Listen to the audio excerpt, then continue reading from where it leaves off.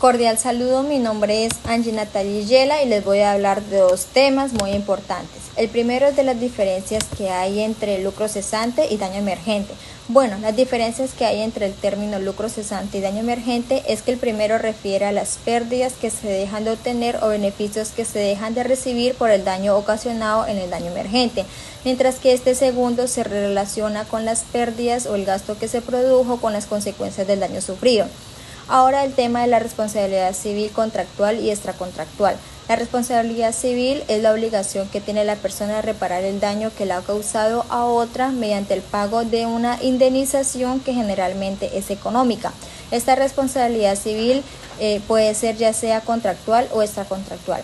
La primera responsabilidad civil contractual es la responsabilidad que se origina en el artículo 1602 del Código Civil colombiano, que otorga al contrato la calidad de ley para las partes que quedan obligadas a cumplir lo pactado. La responsabilidad contractual es un tipo específico de responsabilidad civil que surge cuando una de las partes de un contrato no cumple con sus obligaciones establecidas en dicho contrato. Por ejemplo, si un contratista se compromete a construir una casa para un cliente y no termina el trabajo en el plazo acordado, podría ser considerado responsable contractualmente. La responsabilidad civil extracontractual la encontramos en el Código Civil a partir del artículo 2341. Esta también es conocida como responsabilidad aquiliana, que se refiere a la obligación de indemnizar por los daños causados a otra persona en situaciones que no están regidas por un contrato. Este tipo de responsabilidad puede surgir de diversos escenarios. Un ejemplo muy claro es cuando hay un accidente de tránsito. Si el conductor no respeta las normas de tránsito y causa un accidente, puede ser considerado una persona responsable extracontractualmente por los daños causados a los pasajeros, conductores o peatones. Muchísimas gracias. Mi nombre es Marta Emilia Vila Trujillo, estudiante de Administración de Empresas de la Universidad Nacional Abierta de Distancia. Voy a compartir con ustedes la exposición de las consecuencias del incumplimiento de los contratos privados. Aparte de la rescisión inmediata del contrato, es decir, la terminación del contrato, se debe indemnizar a la persona que sufre los daños.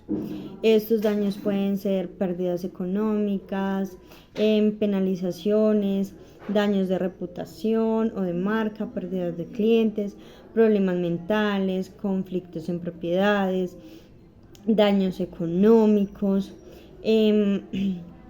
Puede ocurrir un daño de lucro, que ya este es un daño patrimonial, o el daño emergente, ya este como tal es un perjuicio sufrido directamente.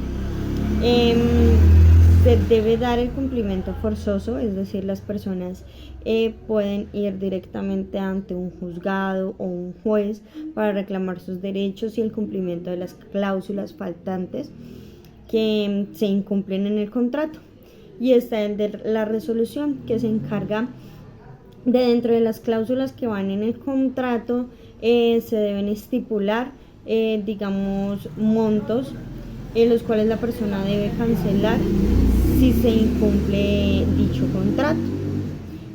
Contratos privados. Los contratos privados se rigen por una serie de principios que son fundamentales para su correcto funcionamiento y para garantizar la eficiencia de transacciones económicas.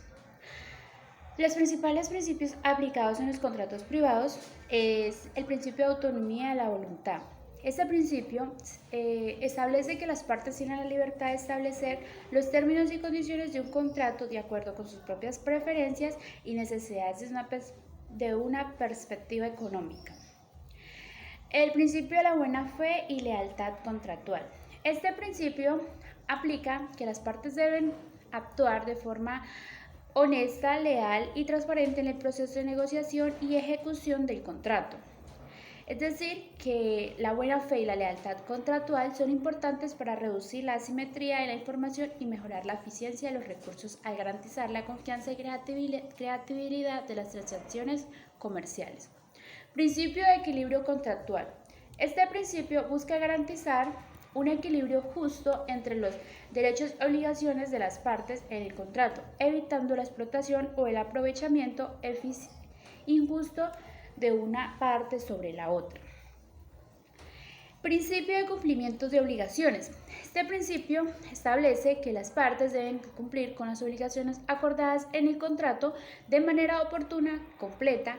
Desde una perspectiva económica, el cumplimiento de las obligaciones es esencial para garantizar la confianza y la estabilidad en las relaciones comerciales, lo que a su vez promueve la eficiencia y la continuidad de las transacciones económicas. Principio de seguridad. Este principio implica que las partes deben de tener la certeza de que los contratos serán respetados y aplicados de manera consistente por el sistema legal. Es decir, que la seguridad jurídica es crucial para fomentar la inversión, la innovación y el crecimiento económico al reducir a la incertidumbre y el riesgo asociado con las transacciones comerciales. En resumen, los principios aplicados en los contratos privados son fundamentales para garantizar la eficiencia, la equidad, la estabilidad en las relaciones comerciales, lo que a su vez contribuye a un desarrollo económico y al bienestar social. Tipos de contratos comerciales. En los contratos comerciales tenemos el contrato de promesa de compra-venta. Es un contrato donde se promete comprar o vender un inmueble. Sirve como garantía para que el vendedor no ofrezca el inmueble a alguien más, ni cambie el precio. En segundo lugar tenemos el contrato de compra-venta, acuerdo entre dos partes, vendedor y comprador, en que se comprometen a entregar un objeto determinado a la segunda o cambio a una cantidad de dinero.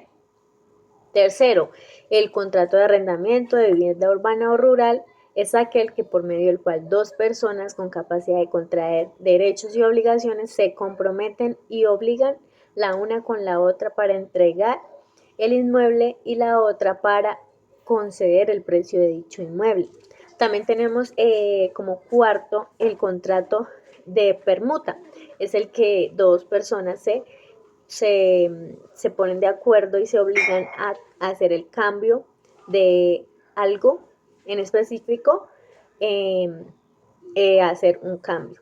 Entonces, esos son los contratos comerciales. Tipos de contratos laborales. El contrato por obra o labor se realiza para una labor específica y termina al momento en que la obra llegue a su fin. Se caracteriza en trabajos de construcción, universidades, colegios o edificios. El contrato de trabajo a término fijo se caracteriza por tener una fecha de inicio y de terminación que no puede superar los 3 años y es fundamental que sea escrito. Es prorrogado indefinidamente cuando su vigencia sea superior a 1 año. Seguido a esto tenemos el contrato de a término indefinido. No tiene estipulada una fecha de culminación de la obligación contractual. El contrato de aprendizaje mediante el cual una persona natural se realiza la formación teórica práctica en una entidad autorizada. No supera los 2 años y recibe apoyo económico para el sostenimiento mensual equivalente al 50% de un salario mínimo. Y por último tenemos el contrato temporal o ocasional.